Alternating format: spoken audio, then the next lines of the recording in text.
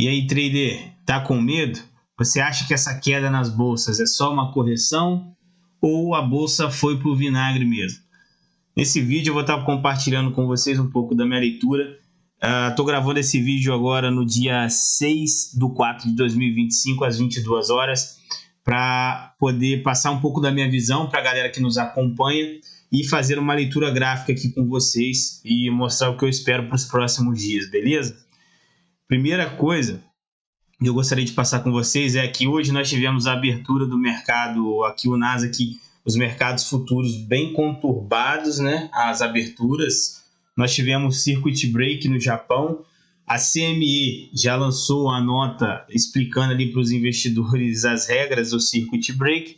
Então nós chegamos a 5,5 de queda no Nasdaq. Se tivesse chegado a 7, nós teríamos o primeiro Circuit Break.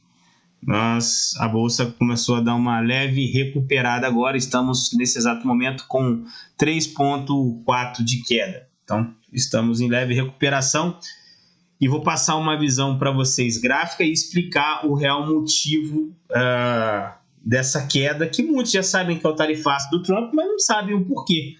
Eu vou estar explicando isso aqui nesse vídeo. Então, vamos lá. Galera, isso que o Trump está fazendo é uma promessa de campanha. Ele prometeu trazer a reindustrialização para os Estados Unidos e essas tarifas, elas são um dos fatores, uma das ferramentas que ele está usando para poder fazer isso. Eu vou explicar o porquê.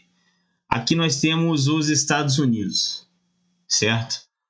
Os Estados Unidos, ele é um país onde eles têm consumido mais nos últimos anos do que produzem. Então, a grande maioria do fluxo de dólar, ele vai para o mercado externo.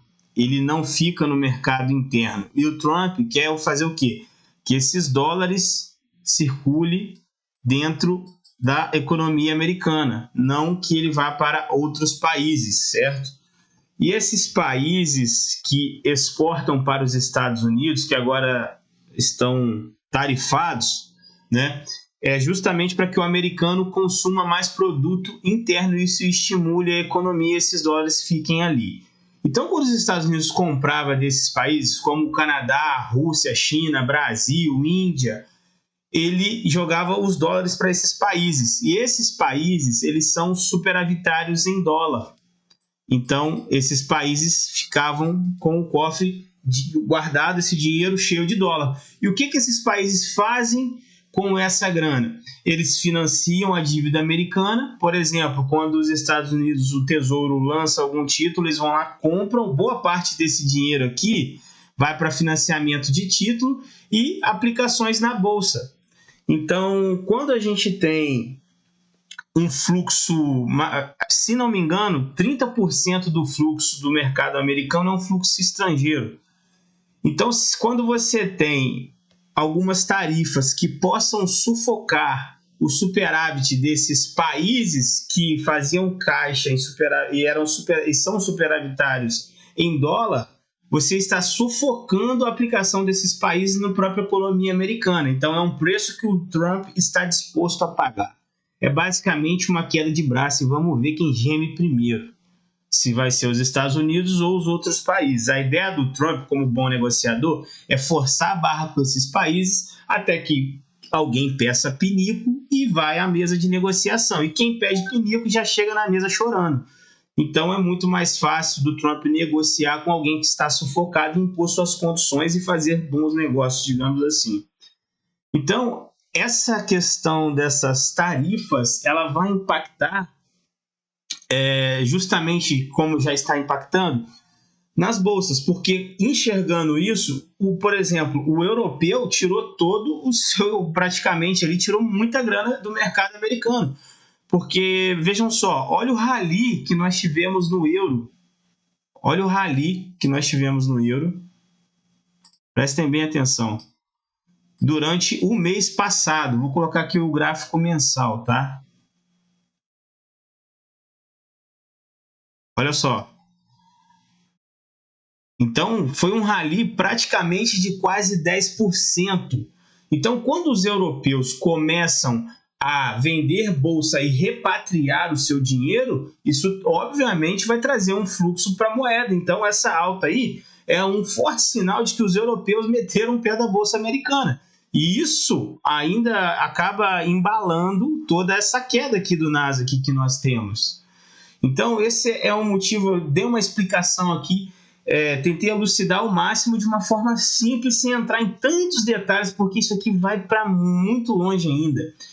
Um detalhe que eu também não posso deixar de mencionar é que esse ano os Estados Unidos têm que rolar uma dívida, se não me engano, a maior da sua história, de 9 trilhões de dólares.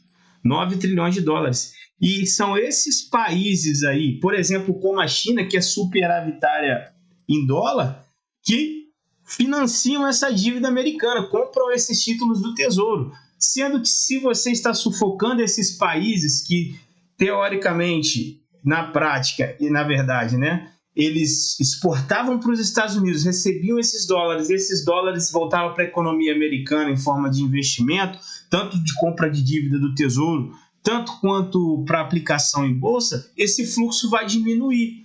Então, automaticamente, o mercado já está fazendo esse reajuste, que é justamente essas quedas nas bolsas, e aí o dinheiro volta para onde tem que voltar. Por exemplo, o fluxo europeu ali, por exemplo, os europeus repatriando, certo?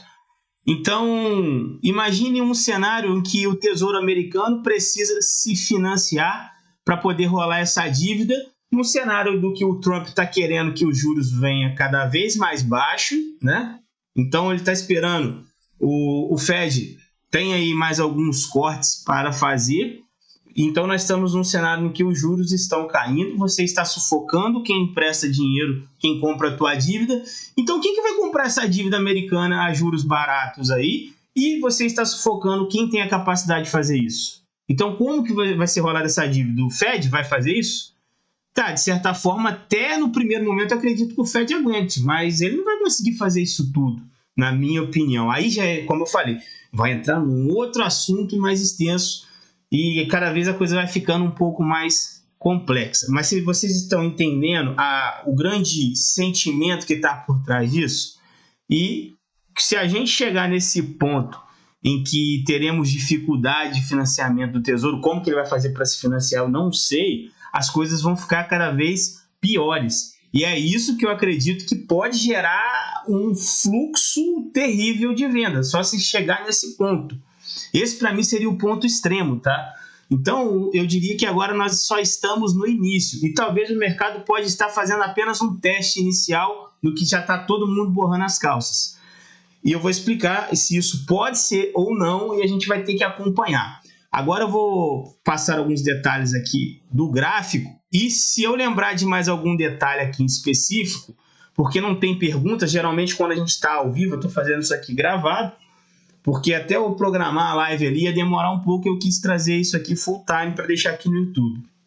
Então, quando a gente tem algumas perguntas, a gente consegue deixar mais dinâmico. Se eu lembrar de algo importante durante a explicação aqui, que deve vir à mente, e eu vou voltar aqui no assunto para falar com vocês. Então, aqui o Nasdaq, a gente tem que entender o seguinte. Primeiro ponto que eu consigo ver no mercado. Primeira coisa, eu tento enxergar o sentimento. E para mim o sentimento é de pânico extremo. E nesse momento o dinheiro costuma trocar de mão.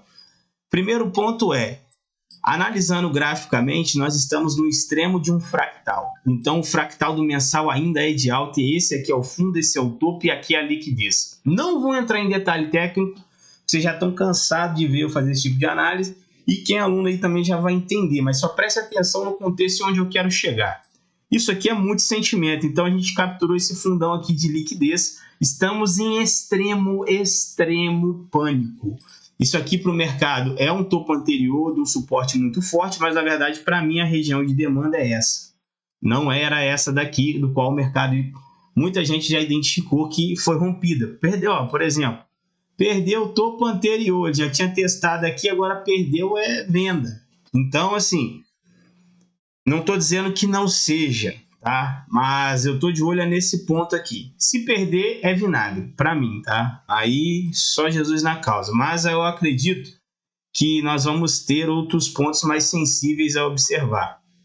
quando nós colocamos no gráfico do diário, aí você já começa a se perder um pouco em questão de fractal. Mas é o que eu consigo ver aqui. Como houve uma euforia aqui em cima, eu consigo ver um pânico extremo aqui nessa região, perdendo esses fundos. Então, pelo que eu estudo, que eu estou habituado a fazer, o dia de hoje vai ser um dia essencial para uma análise aqui, onde essa barra de alto volume só está no começo do dia. Nós abrimos o mercado agora há pouco, então teremos até o final do dia. Eu acredito que esse volume vai ficar bem maior ainda depois que a CME abrir, o mercado à vista abrir, tá? Aqui abriu o CME no mercado futuro, mas quando a vista abrir, essa barra obviamente vai ficar muito maior. Então nós teremos que, na minha opinião, marcar esse dia, que é um dia, na minha opinião, muito importante. Essa semana, para mim, a bolsa tem que ter uma recuperação. Caso não tenha, não fecha pelo menos esse gap aqui para cima, não mostre uma vontade, só negocie daqui para baixo, aí eu acredito que estamos em más lençóis, tá? Mas perante esse alto volume que está entrando e a semana iniciando, pode ser que haja uma breve recuperação. Então, o que você vai fazer, Júnior, para médio e longo prazo? Para day trade, minhas operações vão continuar normal, não vai mudar nada. Agora, para quem quer comprar bolsa ou vender bolsa em algum outro ponto, eu marcaria essa barra do diário e analisaria o comportamento do preço nela. E para isso eu precisaria pelo menos dessa semana e da outra. E se o mercado esticar, eu fizer isso, eu perder o bonde. Paciência.